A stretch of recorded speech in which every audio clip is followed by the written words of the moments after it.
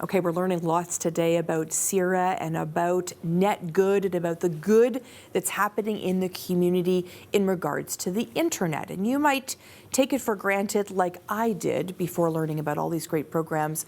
We're going to give another perspective today. Emmanuel Lewicki is with us today. Emmanuel, how are you? Good, how are yourself? Good. And what is your role with our show today? What's your perspective? So I am a volunteer with Youth Internet Governance Forum Canada, and we are an organization that brings young people into the policy discussion. Okay, fantastic. Policy is really important, and we probably don't focus on it as much as we should. Is my guess right there? Completely accurate, Yeah. and it tends to be, especially at the national level, held really within Ottawa. Right. And so we want to bring youth from coast to coast to coast into the capital so that they can have their say. Okay, fantastic. We're going to chat more about that. You brought a friend with you today, of course. Aaliyah Stewart-Shepherd, how are you? I'm good. Good. You've got the greatest title ever. What's your title? I'm the Director of Knowledge Exchange at Women's Shelters Canada. So we're a national organization that works with domestic violence shelters and shelter associations across the country to end GBV. And relevant to our work today, or to this segment today, we run the Tech Safety Canada project, which tries to get shelter workers the tools and training they need to support survivors who've experienced tech abuse. Okay, this is very near and dear to my heart, as well as is policy. So let's start with you, Emmanuel. In terms of policy, you're a young guy. Why are you spending your energy and sort of your time ensuring that our internet moving forward is safe and reliable and important moving forward? Well, digital connectivity, and although young people tend to have access to the internet, they might not be included, and they traditionally haven't been included in the policy discussion. And so the reason why I spend my time there is I'm fortunate to be in Ottawa, to be here, to have these policy discussions. But a lot of people, a lot of my friends from coast to coast to coast, again, don't have this access. And so I get to spend time with them, help bring them into the fold so that they can have a meaningful discussion. And so what if you were on Parliament Hill right now and you could have the ear of all of the MPPs and have the Prime Minister's ear, what would you say to them in terms of the internet in Canada right now from your perspective? I think it's a wonderful opportunity. It's a wonderful resource that people get to use. The policy discussion tends to be centralized within only a few people. It's a very complicated space. There's very different technical aspects that I'm sure they'll get into later in the future segments. And it's about bringing people so they understand, because especially young people, we're the ones who are going to have to use the internet for hopefully a long time. And so we want to make sure that they have their say on the policy discussion. Okay. And if you were to say one or two things that are really important to you moving forward, what would they be? Moving forward would be ensuring that young people have not only the forum, but also have the opportunity to speak to people like yourself about what are they passionate about. Love it so much. And let's talk a little bit about your role, Leah, and how important it is to ensure that potentially, it breaks my heart, but someone's leaving a domestic intimate violence situation, intimate partner violence situation, and they're arriving at a women's shelter.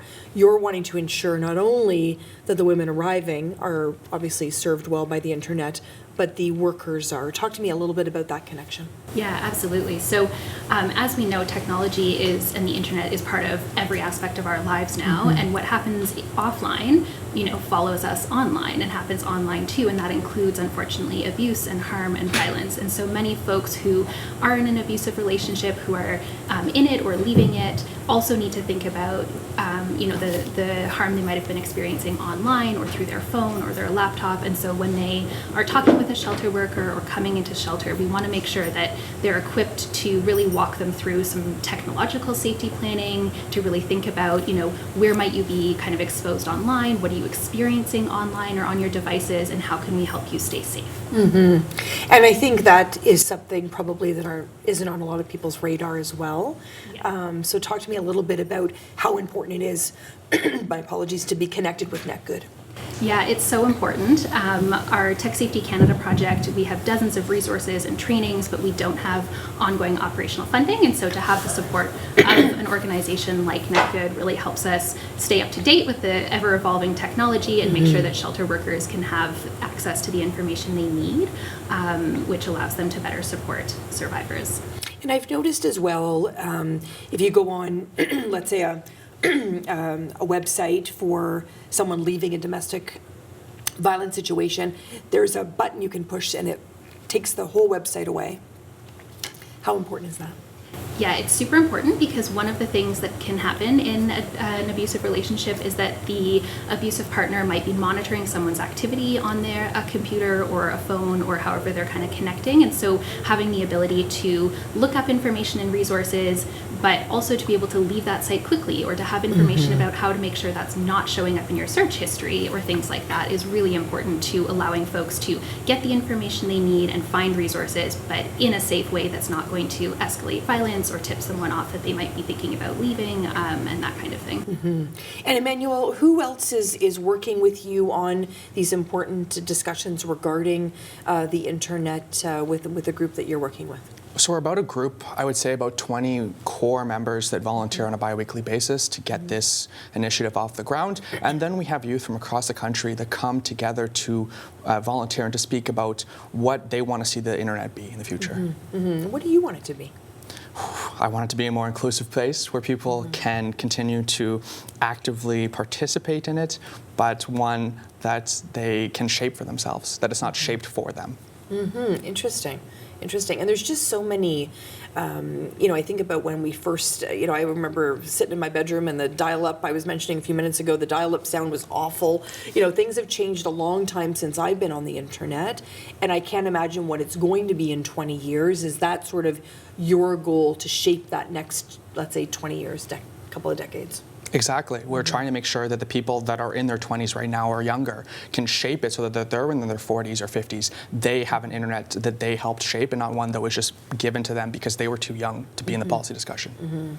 And how important is it, Leah, for you that those resources be there for people facing, obviously, living in a shelter situation, trying to transition to another supportive housing area and having that kind of opportunity? How important is it for you to have those connections and be connected to Net Good to provide all those tools? Because I love when they sort of described it. It's like that web, if you will, that it really is a web that gets that message out to all of the shelter workers as well.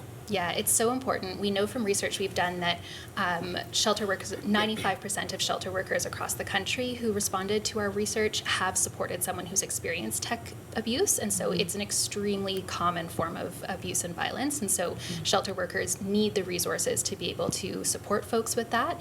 And this kind of work helps us make that happen. And had you met before today? Had Emmanuel and we met for like a brief Leah? call before this. Yeah. So I just think your perspective of listening to Leah, does it shape at all maybe a conversation that you would have going forward with your group, hearing Leah's perspective today? Definitely. It's important to make sure that all perspectives are included in this internet policy discussion. The whole central tenet is a multi-stakeholder model, making sure that everyone is involved in the discussion. And hearing Leah's perspective is definitely something that we should bring back and discuss more. And Net Good, they're just doing so many amazing things. Over the last few weeks, I've learned more and more, and every time I hear something, I think, well, of course that makes sense, but who's doing it? And it always comes back to be Net Good. Talk to me a little bit about the impact that they've had with you, Leah. Yeah, it's been amazing.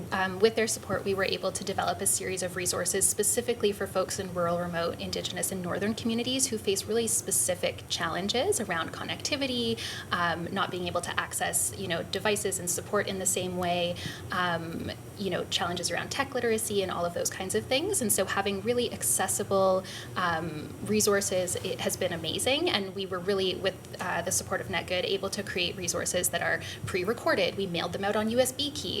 We really tried to make them available to folks who maybe don't have great internet access or can't watch a live training. And so it's been super helpful.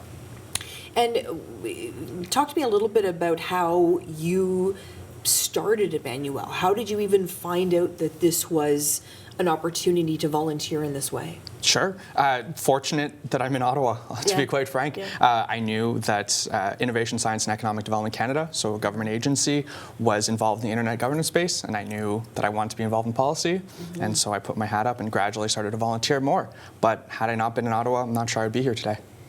And how can we encourage people in other communities to get involved? Sure. I think it's one, arming them with knowledge, and two, giving them the platform. It's not, if we give someone in a different province all the accessible information, but they can't come to Ottawa, because frankly that's where a lot of the discussions are happening, well, then they are tough out of luck and not able to participate in these discussions. Which is ironic because we have the internet, right? It's true. Yeah. The irony's too much for me, but yes. And I think when I think, Leah, about somebody leaving, I've done a lot of interviews over the years with women that have fled. They've started a new life. They've had that hope, but there is this crucial time that that is really important, that they sometimes act very quickly to leave a situation and find themselves in a shelter. And that shelter doesn't mean it's their whole story. It's just a page in the book. And I think it's really important to know that there are these safety opportunities for them and be provided through all of this good work with Net Good. What would you say to someone that's listening right now that is maybe on the verge of that, but is sort of toying with this idea? Their life would be better if they left, but it's hard to get there. Yeah, it's definitely hard. But I would say to them, you're not alone, and there are folks who can help you through what you're going through. And if someone wants to find a shelter near them, and you don't have to be planning to go to a shelter to talk to a shelter, they can still provide information and support even over the phone. And so you can go to sheltersafe.ca to find a local domestic violence shelter, or techsafety.ca to find information about tech safety and how to keep yourself safe when you leave in that way. You might have just changed someone's life. Does that you feel that sometimes? Yeah, I mean, it's really important work, and we're a step removed from the front line, but we work with those folks, we support them so that they can help change folks' lives, and we really do hear from them the importance of the work, and hopefully folks listening who might be going through this do feel that there's a community of folks behind them who want them to do what's best for them and live in safety and dignity. And I think those resources can be the first step to a brand new life. Absolutely, that's what we hope. Yeah, thank you for sharing that. And Emmanuel, last words to you as we sort of end our segment today regarding the impact of the work that you're doing. If I was to talk to you in 20 years, what do you hope will have been accomplished by then? I hope that I'll be able to bring more young people behind me, and that I will be not so young of a person, young at heart, but that I will have younger generations that will continue being involved in this space.